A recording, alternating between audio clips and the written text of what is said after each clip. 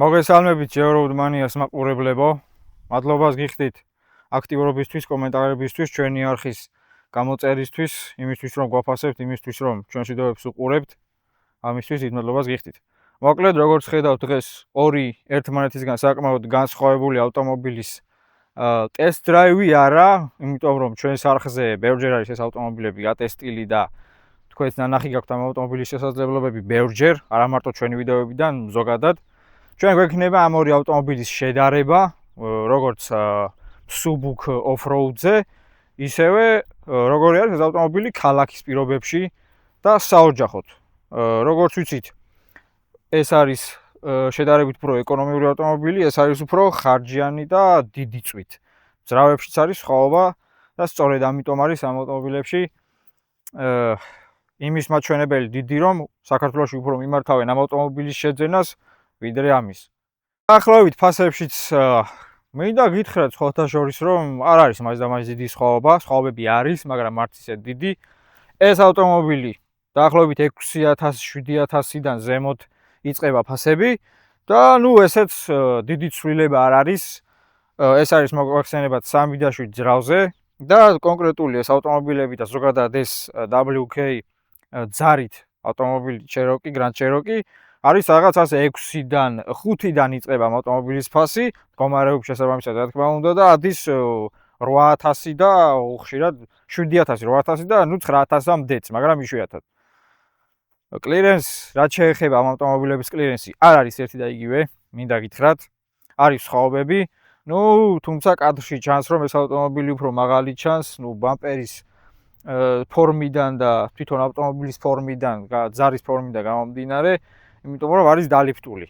ქარხნული Subaru Forester და Grand Cherokee დაახლოებით კლირენსით დიდად არ განსხვავდებიან ქარხნული მდგომარეობით. ამ ავტომობილზე ასევე აყენია დიდი საბურავების ზომით, ამ ავტომობილზე არის ქარხნული საბურავები. ასევე ფლიანეცები აყენია ამ ავტომობილზე, ჩვენ წინა ვიდეოშიც ვახსენეთ ეს, რაც ავტომობილს ეხმარება იმაში, რომ მყარა დიდგეს ზედაპირზე მოგეხსენებათ დალიფტული ავტომობილები ძალიან არა, მაგრამ სტოკთან შედარებით, ქარხნულთან შედარებით ქანაობს, სტოკი რას ნიშნავს, ვინც არის, ეს არის ავტომობილის ქარხნული კომპლექტაცია, როდესაც არანაირი მოდერნიზირება არ აქვს ჩატარებული და სხვაობები დიდია. ეს ავტომობილი ქარხნულია, ვიდეოებშიც შეატყობთ ამას, მინდა გითხრათ, დიაგონალებზე როდესაც გადავალთ, ქარხნული ავტომობილის დაკიდება და მოდერნიზირებული ავტომობილის დაკიდება. აქ მარტო დაკიდებაში არ იქნება სხვაობა, მოგეხსენებათ, ეს არის გრძელი ბაზა, გრძელი შასი და ეს არის მოკლე. და სხვაობებსაც ნახავთ, სადაც ეს ავტომობილი საბურავს და ცხვირს და როგორ გადავა ეს ავტომობილი იქ, სადაც ეს ავტომობილი ცხვირს აწევს, მოკლედ. შეგვიძლია ვთქვათ საბურავებზეც, ამ ავტომობილზე ქარხნულად დაახლოებით 29 ინჩამდე საბურავი აყენია, 28-29, მაგრამ ამ ეტაპზე 29 ინჩზე მეტი დგას. ზუსტად არ ვიცი, არ მინახავს. მაგრამ 29 ინჩზე მეტი დგას ახლა ამ ავტომობილზე ქარხნულად და ამ ავტომობილზე 29-დან 30 ინჩამდე დგას საბურავები. კონკრეტული ეს საბურავები დაახლოებით 30 ინჩამდე აღწევს. ზომაში დიდი საბურავებია. დისკები არის ამ ავტომობილზე 17 და ამ ავტომობილზე 17-იანი დისკები აყენია. ეს ავტომობილი არის, როგორც ვიცით, 4WD სისტემით და ეს არის AWD სისტემით. ეხლა აგიხსნით რა არის AWD და 4WD. 4WD სისტემა, როგორიც არის ჯიპზე, არის off-road სისტემა. Off-road, როგორ გითხრათ, კომპლექტაცია. AWD სისტემა გამოიყენება გამავლობისთვის, მაგრამ AWD სისტემა დადის off-road-ზე, ვერ ვიტყვით, ვერ დადისო, ასევე Audi, Subaru არიან ძალიან ბევრი განთქმული მოდელები, მაგრამ AWD ზოგადად არის, როგორ გითხრათ, რალისთვის, რალი რეისინგის სისტემა უფრო არის, სადაც ჩქარა მივდივართ ასეთ გრუნტიან გზაზე, იქ მოგეხსენებათ, მხოლოდ უკანა ან წინა წამყვანი ავტომობილი ვერ გამოიჩენს თავს. მართალი არის Ford Focus, Fiesta, ასე შემდეგ გამოდიან რალიში, მაგრამ Subaru Impreza ყოველთვის WRX-ი ყოველთვის ჯობნის ტურბინიანი, იმიტომ რომ არის კვადრო და ასეთ გრუნტიან გზაზე მოჭიდება, როდესაც მეტია, მოგეხსენებათ, როდესაც 4-ვე თვალი არის მოჭიდებაში, მანქანა ნაკლებად სურავს, შესაბამისად მანევრირებადიც არის უფრო, როდესაც წინა და უკანა მხარეს აკონტროლებ ერთნაირად, ანუ მოდებაში როდესაც არის საბურავები, უკვე დადიხარ. და სწორედ ამის ხარჯი არის, რომ Subaru მარტო ამის ხარჯი არა, რა თქმა უნდა. მაგრამ უმეტესად ამის ხარჯი არის, რომ Subaru-ს ამხელა წარმატებები აქვს რალიში, თოვლში მაგალითად, თოვლის რალიში Subaru-ს ბევრი კონკურენტი არ ყავს, მინდა გითხრათ. Impreza WRX-ი ტურბინიანი ძრავით. ძალიან ძლიერიც არის კვადრო სისტემა, უგზაობას დადის, როგორც აღნიშნე, კარგად დადის, მაგრამ 4WD არის off-road-ისთვის, AWD არის rally racing-ისთვის და ასეთ გრუნტიან გზაზე სწრაფად გადაადგილებისთვის.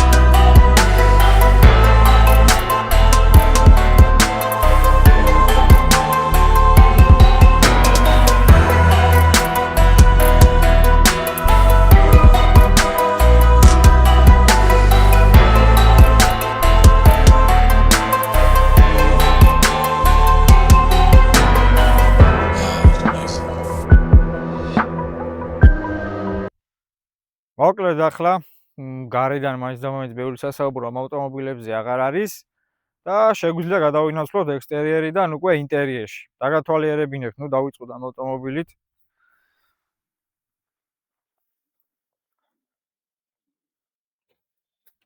როგორც ხედავთ, აქედან მინდა აღვნიშნო, რომ არის მარტივი მანქანა, მარტივი რა არის, ზედმეტი ფუნქციები და მალფუჭებადი პროგრამები არ გვაქვს, აქ ხედავთ ჩვენ.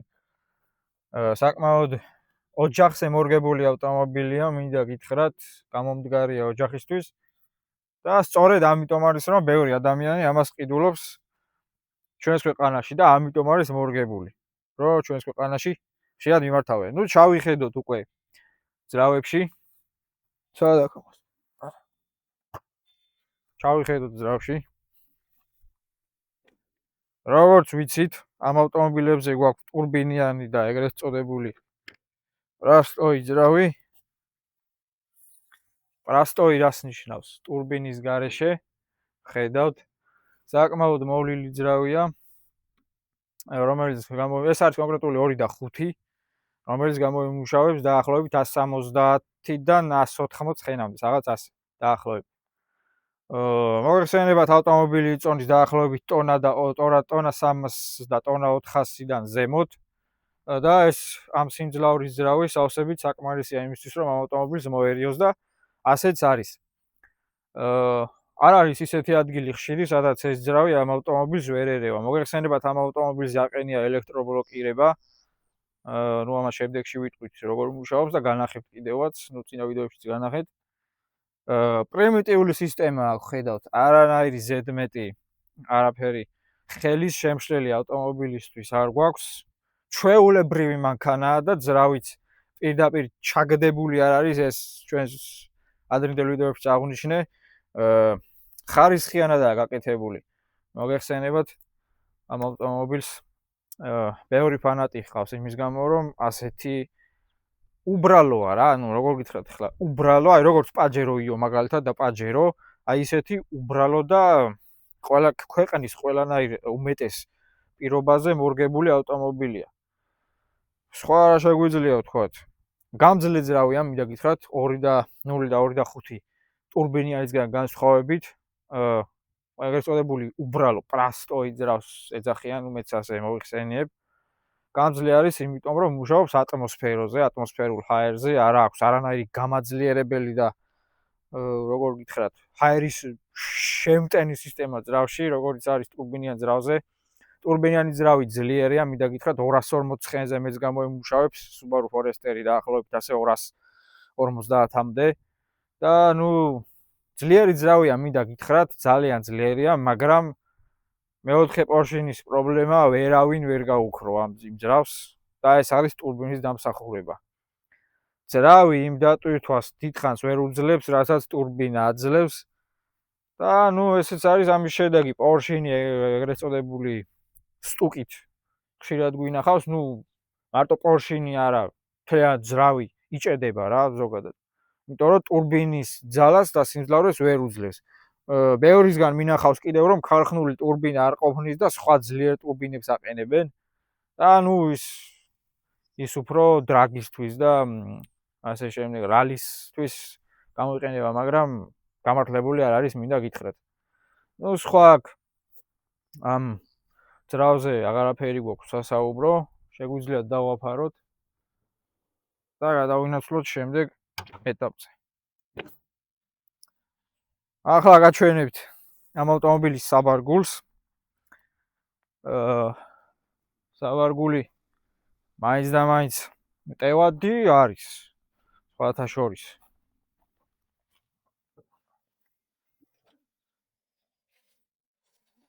ეს ფუნქცია, რა თქმა უნდა, ბევრს მოგეწონებათ.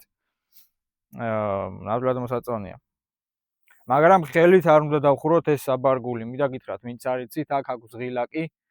აი აქ ხედავთ, როდესაც მორჩებით საბარგულში საქმეს, როგორც ჩვეულებრივ მანქანებზე, ხელით არ უნდა დავაწვეთ და არ უნდა დავხუროთ. დავამატებია. ხელით შეიძლება დავხურონ, უბრალოდ როდესაც ღილაკით იღებ ავტომატურად. მაგ შემთხვევაში პროგრამა აღიქვავს, წინა ვიდეოშიც ვიჩვენ, რომ ჩაკეტილი არ არის ავტომობილი. იქ დისპლეიზე არ აჩვენებს მართალია, მაგრამ შეიძლება დაიბლოკოს და ვეღარ გახდეს. ხო, მაგას ვიძახი, რეკომენდებული არ არის, თორე დაიხურები. აქ ასე მიატივე ხალხო და ცია. ტევადობას ვხედავთ, ძალიან, აი ზამაინც ტევადი ავტომობილია, ასეთი ეგრეთ წოდებული გაბარიტების მქონე ავტომობილისთვის ძალიან ტევადია. შევხედოთ უკანაც ამ ავტომობილის სალონში. ხედავთ, ყველაფერი თავის ადგილზეა, ტევადი ავტომობილი. გამიყვია კიდე რაღაცები მიყვია საშენ. ტევადია კი, საკმაოდ ტევადია. ახლა ამ გაბარიტების ავტომობილისთვის ზედმეტადაც ტევადია, მინდა გითხრათ. SUV-ს მენეჯმენტებაც ეს არის რეალურად. სხვა ფიზიკურად, საბურავზე ვამბობდი, შედარებით დიდი საბურავი დგას თქო და ასეც არის დაახლოებით 29 ინჩზე მეტი საბურავი დგას ახლა. და აი ფლიანეცებიც რას ნიშნავს? ეს ფლიანეცი დგას შიგნით იმისთვის, რომ დიდი საბურავი, როდესაც ყენდება ავტომობილზე, არაქარხნული საბურავი, ხშირ შემთხვევაში ფლიანეცია საჭირო იმისთვის, რომ შიგნით არ მოედოს ძარას. ან ამორტიზატორს ხშირ შემთხვევაში. და საბურავი დგება გარეთ. მარტო მაგის გამო არა, ბევრს, იმიტომ გამოხავს საბურავი გარეთ, რომ ავტომობილი თავს უკეთესად იჭერს ხშირ შემთხვევაში. და რა ვიცი, სხვა სასაბურო არაფერია, უბრალოდ შესაძლებლობების გაჩვენებთ შემდეგ ამ ავტომობილის და ამ თეთრი ეშმაკის შესახებ. რა ვიცი, გადავინაცვლოთ უკვე. მეორე ჩვენს ავტომობილზე Grand Cherokee 2005 წლიანი 3.7 ძრავით, მოვყვებით შემდეგ. ჩავიხედოთ, დავიწყოთ საბარგულით. აქ ეგეთი განვითარება არ გვაქვს, რომ პირდაპირ ღილაკიდან გავაღოთ, მაგრამ საბარგულზე ვხედავთ, რომ ტევადი ავტომობილია, ესეც არანაკლებ ტევადია, დიდი სხვაობა არ არის საბარგულში, მინდა გითხრათ, შევადაროთ ახლა, მაინც და მაინც დიდი სხვაობა არ არის. რა ვიცი, საბარგულზე მეტის ხმა არ შეიძლება, ეს დიდი მანქანაა შედარებით უფრო და თქვენ წარმოიდგინეთ, საბარგულებში დიდი სხვაობა არ არის. ეს ზომაში ბევრად დიდია, რა მოკლედ. დიდია, მაგრამ უნდა გამაიყვანოს. ახლა ყველაფერს გამოიყვან. რა ვიცი, დავახუროთ აქ ღილაკები. აი, გვაქვს ახალი ფუნქცია. ჩამოვწევთ აქ. ეს მოიცადე ეს ორი თითით ეს. ახლა ფლად ორი თითით ვერა, მაგრამ 4-ით შეიძლება. გადავინაცვლოთ შიგნიდან უკვე. ესეც ტევადი ავტომობილია, მინდა გითხრათ. რა ვიცი ახლა ჯიპის ყოლობაზე ახლა ეს კიდევ ერთხელ აღვნიშნე, ნუ უკან ფართი მეტია ამ ავტომობილში, იმიტომ რომ როგორც აღვნიშნე, დიდი მანქანა არის. წინაც საკმაოდ ფართი ავტომობილია, რა ვიცი ახლა. ასე თუ ისე თავის საქმეს აკეთებს. საბურავებზე როგორც ვამბობდი, გვაქვს დაახლოებით 30 ინჩამდე საბურავი 17-იან დისკზე, რომელიც ასე თუ ისე ყოფნის ამ ავტომობილის უგზოობაზე გადასაადგილებლად და გამართლებულიც არის, მინდა გითხრათ. ეს ისეთი ავტომობილია, რომ ამას Nissan Patrol-ით მაინც და მაინც დიდი 38 ინჩიანი საბურავი არ ჭირდება, რომ სიარული შეძლოს, Nissan-ის ფანდებმა არ მიწყინოთ. ამ ავტომობილს შეუძლია ძალიან ბევრი რამ, უმეტეს მიუხედავად იმისა, რომ ეს არის 3 და 7 კომპლექტაცია და არა აქვს დამადავლებელი რაზდატკა, მინუსია, ეხლა ვერ დაუკარგავთ, საშინელი მინუსია ამ ხელაწონის ავტომობილი დაახლოებით 2 ტონა და 200-დან 2 ტონა და 300 კილოგრამამდე იწონს ეს მანქანა. ამხელა განსხვავება არის ამ მანქანას შორის ტონაში? კი. ეს არის დაახლოებით 2 ტონა, ისა 1 ტონა და 300-400-დან ზემოთ, 450-დან ზემოთ და ეს არის 2 ტონა და 200 დაახლოებით ასე. დიდი სხვაობაა და ბლოკირებები არ გვაქვს. ბლოკირებები არ გვაქვს ამ ავტომობილზე არანაირი. უკან გვაქვს ამაზე ჩულოქიანი ხიდი, ამაზე ორივე ყუმბარიანია. წინ ამაზე ყუმბარიანი ხიდი გვაქვს. ახლა უკვე ჩავიხედოთ კაპოტქვეშ რა ხდება, გაჩვენებთ როგორ ხდება, რა შეუძლია რა ავტომობილია და აღიხსნით ყველაფერს მოკლედ.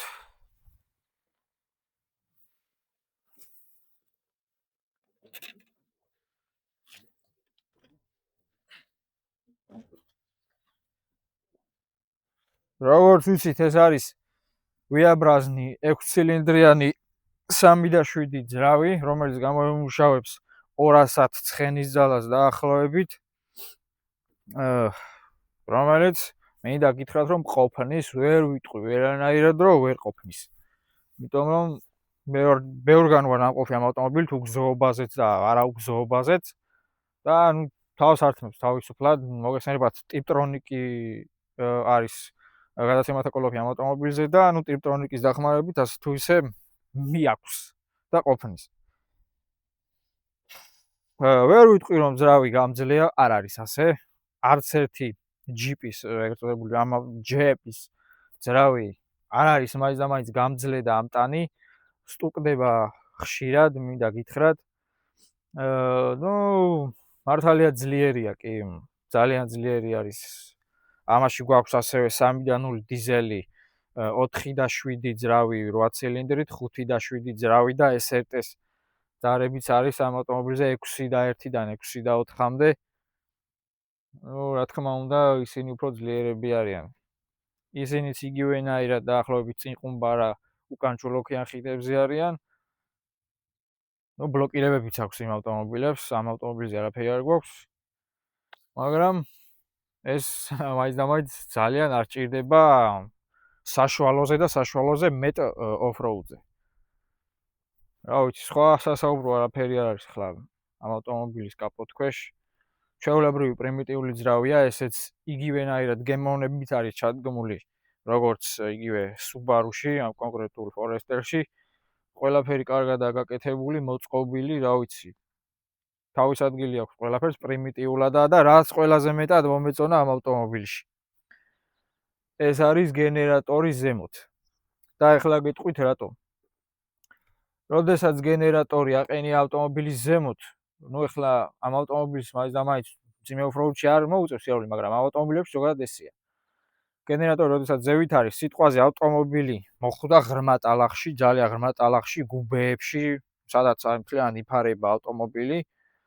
ბევრ ავტომობილზე ხდება, რომ გენერატორი არის ქვემოთ, ძრავის ქვემოთ და ხშირ შემთხვევაში ხან წყალი შედის, ხან ტალახი და მთლიანად ავტომობილი დენსაც კარგავს და ბუქსირით ბრუნდებიან უკან. და ამ შემთხვევაში გენერატორი არის მაღლა, რაც იმას ნიშნავს, რომ დაცულია ტალახისგან და ეგრეთ წოდებული ჭუჭყისგან და დიდი წყლებისგან მაინც და მაინც. და ეს არის ერთ-ერთი პლუსი ამ ავტომობილის, ეს ძალიან მომწონს. რა ვიცი, სხვა რა შეგვიძლია ვთქვათ. საქმეში გამოვცადოთ და იქ. უკვე საქმეში გაიტესტება არა, შევადარებთ. კიდევ ერთხელ ვიტყვი, შევადარებთ ორივე ავტომობილის, ბევრჯერ გვაქვს გატესტილი ორივე, უბრალოდ პირადი სხვაობები ორი ავტომობილის არ გვინახავს და ანუ საქართველოშიც ალბათ ერთ-ერთი პირველი ტესტ-დრაივი იქნება და შედარება იქნება ამ ორი ავტომობილის. მინდა გითხრათ.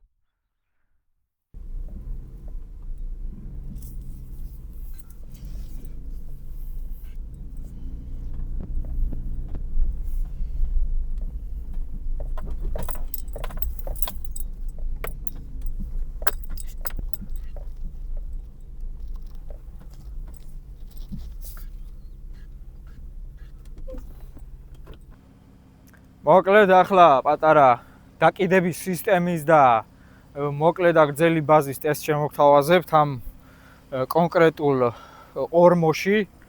ვცდით ორივე ავტომობილით გადასვლას. ნუ თუ რა თქმა უნდა კლირენსი გვეყო ან ერთზე ან მეორეზე, გადავალთ თუ არა და ანუ შევეშვებით. სხვა ხერხს მივმართავთ. ეს არის დაკიდების სისტემის, შასის და მოკლედ გრძელი ბაზის ტესტი. სად გადაეკიდება ჩემი ავტომობილი და სად გადაეკიდება Subaru Forester. ამას შემოგთავაზებთ პირდაპირ.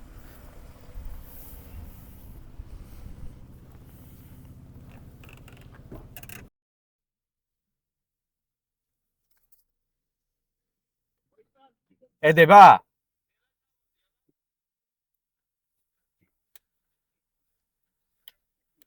ნუ ხედავთ როგორ მუშაობს გრძელი ბაზა ამ ადგილას, არ ეკიდება საბურავი.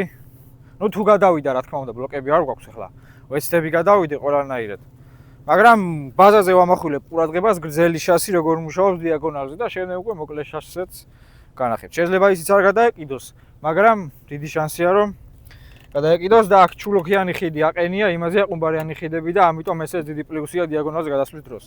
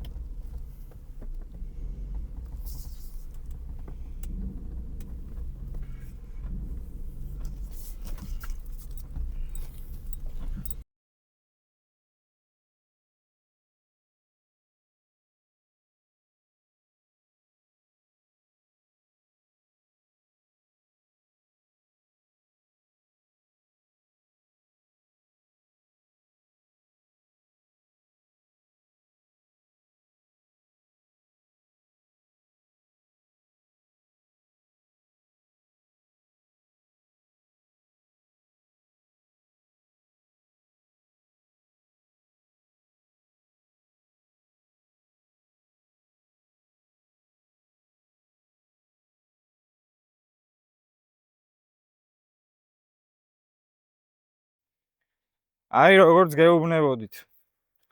მოკლე და გრძელი ბაზის შედეგი, როგორ იდგა ჩემი მანქანა? რატო აიწია ბიჭო? ჩემი მანქანა როგორ იდგა და როგორ დგა ჩვენი Subaru? თითქოს გამოვცვალოთ ზეთი ნახე რა ხელაზე შეგენდა. შეიძლება. კაი სოჟიკია ის.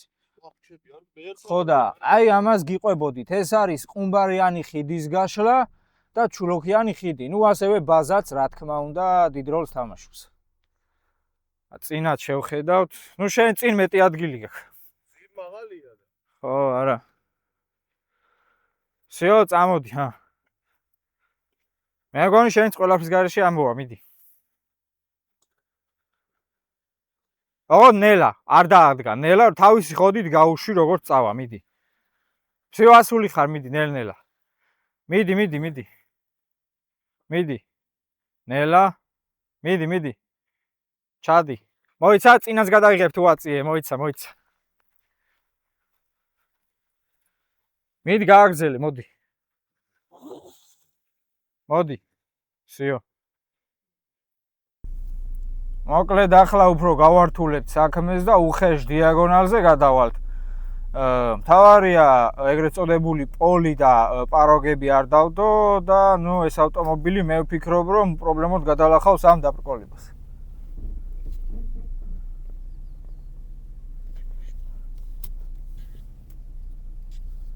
პაროგებს უყურება.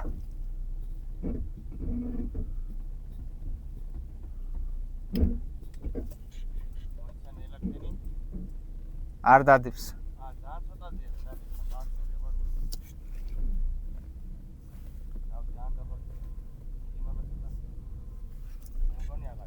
არ დადებს მეთქი კაცო.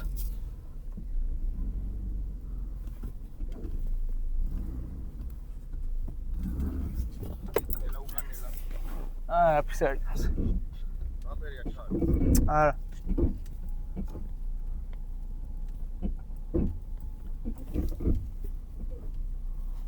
კლიენტი გვეყო.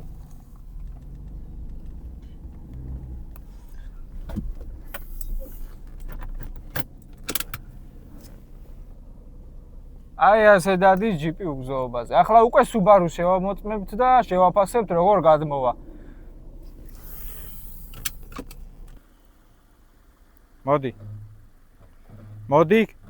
მოდი, ცოტა გაასწორე. ჩამო, ეგ ბევრი არ გინდა, ცოტა აქეთ დატოვე. კაი, ჩამო, მოდი.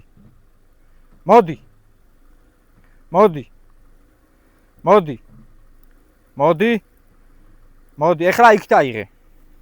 ბოლომდე. და ნელ-ნელა შემოუყევი. კაი, ცოტა გაასწორე. მოდი. ნელა. რული გაასწორე და მოდი. ნელა მოდი. ნელ-ნელა. მოდი. ეხლა მოდი და აქეთ აიღე ეხლა. აიღე. всё, დაკეცი აქეთ და გადმოდი. მოდი, კაი, ეგრე არ გინდა ცოტა შეწიე. всё, მოდი. ნელა. გაასწორე რული. რული გაასწორე. და მოდი.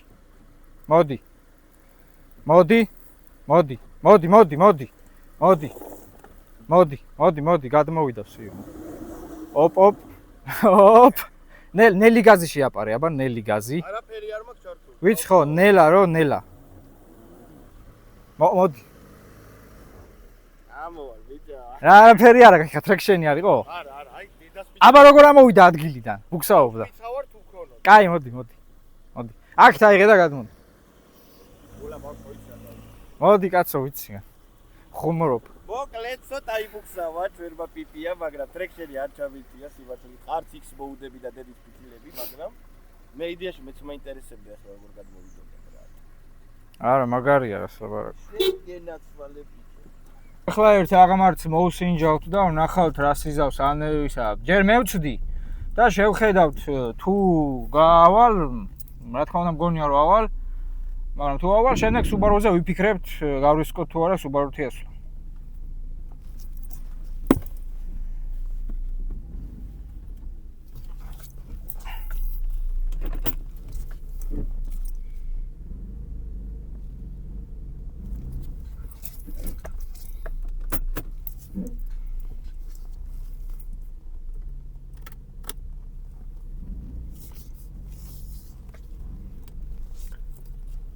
Просто შენ მინკარნახე მოედება თუ არა, ეგ მაინტერესებს რა.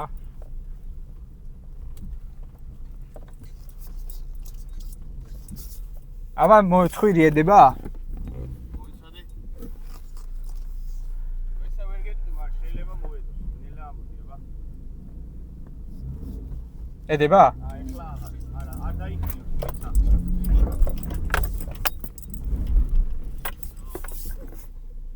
გითხარი ავალ მეთქი, გაზი არ დამიდგია ფეხი. არაფერი არ არის რა. სწორად უნდა ამოხვიდე, უნდა იცოდე როგორ ამოხვიდე. ახლა იქიდან თუ დააცურე, გადაყირავდები.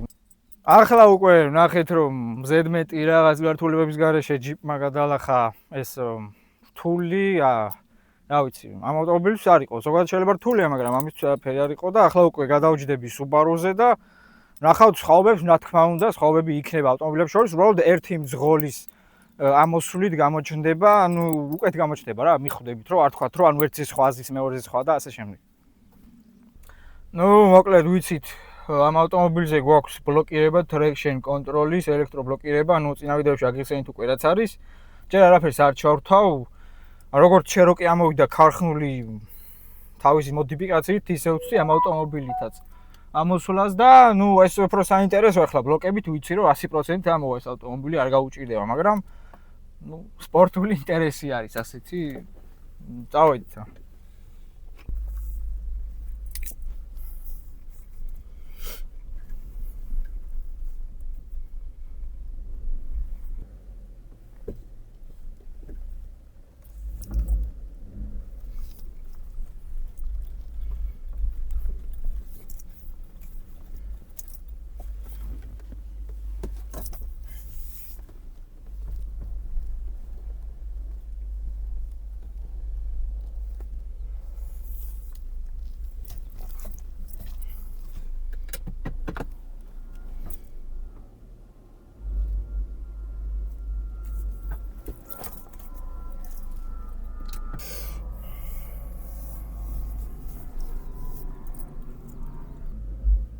Всё.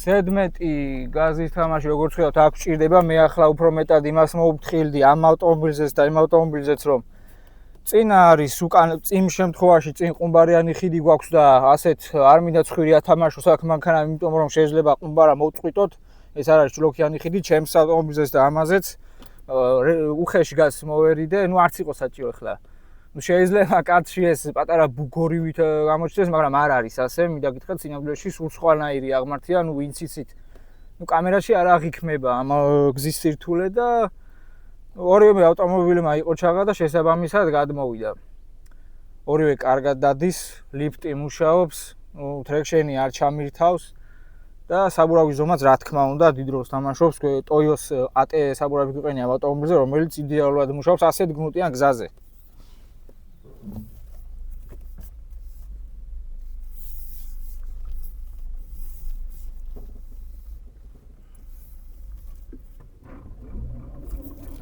აი ეს გვახლა შემთხვევა გვაქვს შემთხვევა იყო როცა ხიახ ხიდის სისტემით ვერ გადმოვიდა და გააქტიურდა ტრექშენ კონტროლი და სწორედ ამის ხარჯზე გადმოვიდა არავინ არ თქვას რომ ბუქსაობის მერე მოჭიდაო და გადმოიტანაო დიაგონალზე ასეთი რაღაცები არ ხდება ასეთი რაღაცები ხდება უბრალოდ მცირე ასასვლელ აღმართებზე და გასასვლელ ადგილებში ასე დიაგონალებზე ასე რამე არ ხდება გააქტიურდა ტრექშენი და გადმოიყვანა ავტომობილი სხვა არა შეგვიძლია ვთქვა აი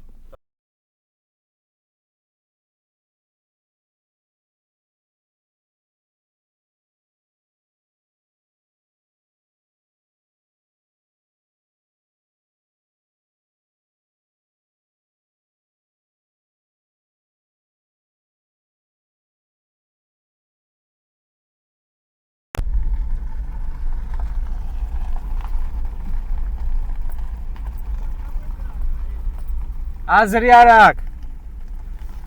წონებში დიდი სხვაობა. მოკლედ ახლა უკვე ვწვდით გორაკებზე ასვლას, ნუ ეს ერთ-ერთი არც ერთი რთული ტესტი არ არის მაინც და მაინც. მაგრამ ნუ ინტერესის თემა არის ხრეში აქ ქვები რაღაც აღმართი არის, არ არის მარტივი დაბრკოლება. მაინც ავალთ, მაგრამ ნუ სხვაობებს გაჩვენებ. თუ იყო რამე სხვაობა, მარტივი ასასვლელი ამაიც და მაინც რთული არ არის, მაგრამ ნუ გაჩვენებთ მოკლედ სხვაობებს. ჯერ მე ავალ, შემდეგ Subaru გამოვყვები.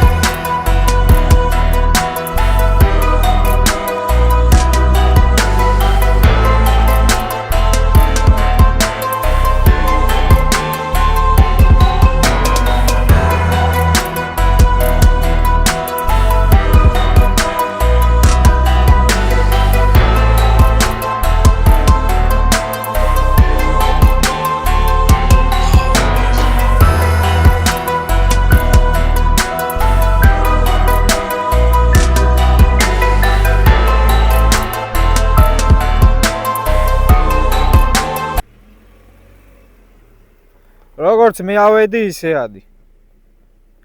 ცოტა აქედან შეუყევი, აი მინდვრისკენ თლად კალიაზე არ გინდა გადასვლა. აი ნაკვალებს ხო ხედავ როგორ ავედი და გაყევი. თეთრი კვალი ჩანს.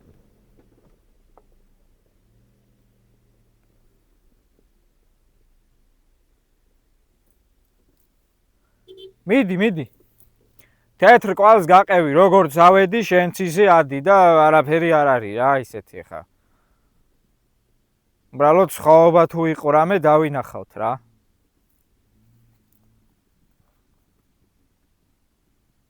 დიდი გაზი არ გინდა, ნელ-ნელა შეუყევი. მიდი, არ უნდა ტორმუზი, კაცო, რა შვები? მიდი.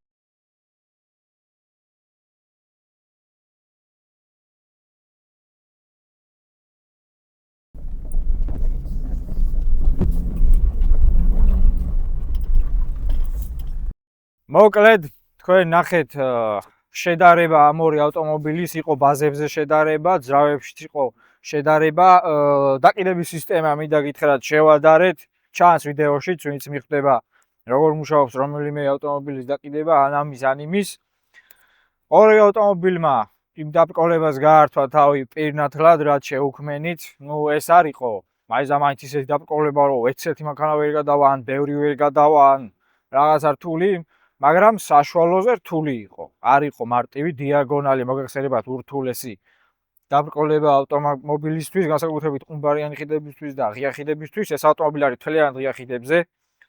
ამ ავტომობილზე ბლოკები გვაქვს, მაგრამ სულ რამდენიმეჯერ დაგჭირდა და თავისუფლად დადის მოკლედ. კი, იბუქსაო ბევრ ადგილებში ახლა მაინც წეგან ახლა შენც რო დაჯექი მაინტერესებდა ერთი მძღოლი ორ მანქანაზე იგივე ტრაექტორით და ყველანაირად მანქანამაც ხელი შეუწყო რომ ამოსულიყო. იყო პატარა ბუქსაობა, ესე ვთქვათ, მაგრამ საკაიფოდ ამოვიდა ორივე მანქანა. ანუ ჯიპსაც 10-იანი, სუბარუსაც 10-იანი. აი ესეთ უგზაობაში რომ მოხდეთ დაუშვათ, ეს მანქანები თუ ყავთ, იმისი არ შეგეშინდებათ ამ ვიდეოს მე რომ დაუშვათ ვერავა. თავარია რომ ნუ რა თქმა უნდა ყოფში ქონდეთ ახლა გადაცემათა კოლოფი, ძრავი და ეს სისტემა ზოგადად თორე.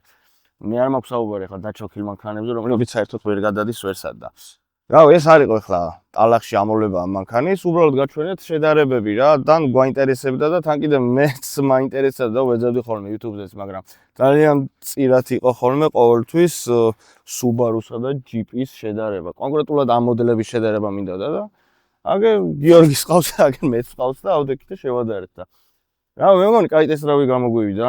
ტესტ-დრაივი ნოცოდა ბრწყალებში რაღაც განხილვის ვარიანტი უფრო იყო ეს და SUV-ების შედარება, არაფერი ისეთი battle არ ქონია ჩვენ, მაგრამ სადაც ვიარეთ, დამიჯერეთ, თუ ვიდეოს არენდობით, შეგიძლიათ ჩამობრძანდეთ, გეტყვით ლოკაციას და კოორდინატებს და თქვენს გადმოხვიდეთ ამ აღმართებზე, რავი. მე მგონი ბევრი ვერ გადმოვა. ბევრი ავტომობილი ვერ გადავა იმ დიაგონალებზე და იმ აღმართებზე, სადაც ჩვენ ვიარეთ, ბევრი ავტომობილი. ხო, არავის არ ვებლატავებით, უბრალოდ ჩვენი გავისწორეთ რა და გამოვედით გასართობ. ეს არის ჩვენი ჰობი, გარჩევა. ხო, ძალიან კარგი საღამო დღე გამოვიდა, ესე ვთქვათ და გთხოვთ რომ გამოიწეროთ ჩვენი არხი. ასევე დაგვიწეროთ კომენტარებში, რა ვიცი, რის განხილვას ისურვებდით, ვეცდებით მოვიძიოთ ეს ავტომობილები, თქვენ შეგიძლიათ შემოგთავაზოთ და ჩვენ გავტესტავთ. თუ გინდათ ამასაც შევადაროთ კიდე სხვა მანქანებს, უფრო ნახვადი იქნება ჩემი აზრით, იმიტომ ხა მარტო რომ გადამეღო დაუშვათ Cherokee-ის ტესტ-დრაივი აზრი არ ქონდა, იმიტომ რომ 1-3 Cherokee ყავს, მე მგონი გადაღებული და მობეზებული. კონკრეტულად ეს კომპლექტაციაც გადაღებული გვაქვს. ხო, ესეც გადაღებული გვაქვს და რეალურად ანუ აქ იყო უბრალოდ სირედი უგზოობაზე შედარება. ორი სხვადასხვა ავტომობილის Subaru, როგორც ვიდეოს თავში ავხსენი, არის AWD სისტემა, 4 ვედი არის Grand Cherokee. კი ბატონო, დაგემშვიდობებით, გამოიწერეთ ჩვენი არხი. და უფრო მეტ საინტერესო რაღაცა შემოგთავაზებთ და ხო კიდე კლავიატურის ლომების საყურადღებოდ მინდა ვთქვა რომ ჩვენს ადამიანები ვართ, ანუ არ ვართ ChatGPT და Google Data-ები, ჩვენ საიდანღაც რაღაციდან ვისმენთ და ყველას ვიღაცისგან სწავლობს, ამიტომ ძალიან დიდი თხოვნა მექნებოდა თუ რაღაცა გამოგჩა, მაგის გამო მართლა არავე აი ცეცხლზე არ დაგწვათ, იმიტომ რომ რა მოხდა, გამოგჩა რაღაცა. ნუ ერთ ვიდეოში არის ხოლმე რომ ბევრი სათქმელია და ნუ ყველაფერს ვერ იტყვი ფიზიკურად რა შეიძლება გამოგჩეს იმიტომ რომ მანქანაზეც ფიქრობ რომ არ დაუშვათ კლიენტი არ წამოდო სადმე რა ვიცი და ზოგადად რთულია ახლა რომ ზედმიწევნით ყველაფერი დაწერილი ტექსტებით საუბარი არ გვიყვარს ჩვენ ზოგადად და რასაც ვფიქრობთ იმას ვიზახით და რა მე მომწონს ორივე ავტომობილი და სამომავლოდ მე გოსტიბეში იქნება ყველაზე კარგი ასვლა და თავარი ტესტი წინ ელოდება ორივე. ხო და კიდე მე ერთი ვიდეო შემოგთავაზებთ ამ ვიდეოს შემდეგ, რომელიც აუცილებლად მოგეწონებათ, მაგრამ ჯერ არ გეტყვით რა ვიდეო იქნება. აი იქ იქნება ლეწვა და რა ვიცი, რა იქნება. ესეთი ტესტ-დრაივები არ იქნება უბრალოდ. მანქანების ტალახში ჩახდება იქნება და რა ბევრი სტუკი, ბევრი პოლოსების მტრევის ხმა და ბევრი რა ჩვენ გვიყვარსკიო. ბევრი რედუქტორების ასე რომ ვთქვა მიხვდებით. შევხედოთ. კაი, დაგვემშვიდობები ასევე შენც და ჩვენს მაყურებელსაც. გამოიწერეთ არხი და კომენტარეთ და ვიყურეთ ხოლმე ყოველთვის. გემშვიდობებით.